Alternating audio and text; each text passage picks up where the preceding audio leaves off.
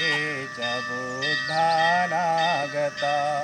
पशुपन्ना च ये बुद्धा अहं वन्दामि सबदा। ये च धम्मा।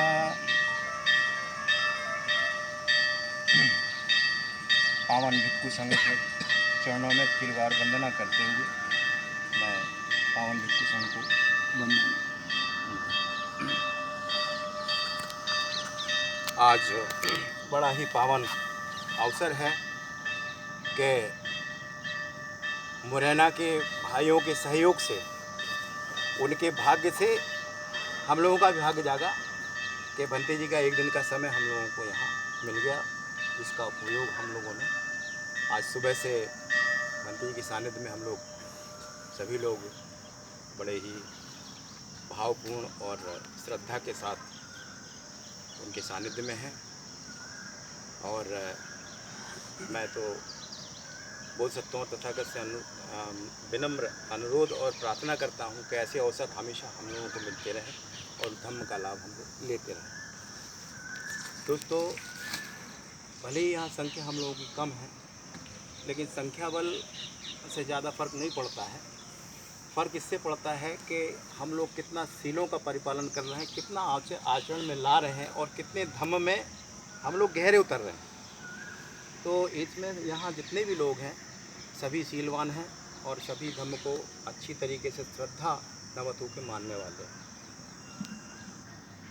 भगवान ने अपना राजपाट छोड़ करके, अपना घर परिवार छोड़ करके, केवल इस संसार के दुख पर विचार करके उन्होंने इस दुख की औषधि खोजने का जो काम किया वो बड़ा ही दुर्लभता से भरा हुआ है।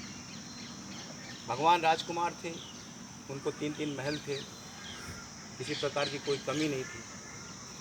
लेकिन एक बार छन्न के साथ अपना राज घूमने के लिए गए और छन्न से पूछा उन्होंने कि भाई ये रोगी है, मुझे भी बीमारी होगी। बोले आपको भी होगी। ले ये सैया पे जा रहा है, मुझे ही मृत्यु आएगी। बोले बिल्कुल आएगी, देव आपको भी आएगी। तब पूछ कर तो उन्होंने कहा कि अरे तो मुझे भी आएगी। बोले हाँ, पर देव उससे तो कोई अछूता नहीं, सबको आएगी। तो भगवान ने उसी वक्त संकल्प किया कि मैं इस बीमारी का जो औषधि है वो खोजूँगा, और उन्होंने वास्तव में खोज ली। आज संसार में जितने भी धर्म के चलाने वाले हैं या जिनको ये कहा जाता है कि इन्होंने धर्म का चक्का घुमाया, उनमें सबसे जो है उच्च स्थान भगवान बुद्ध का है।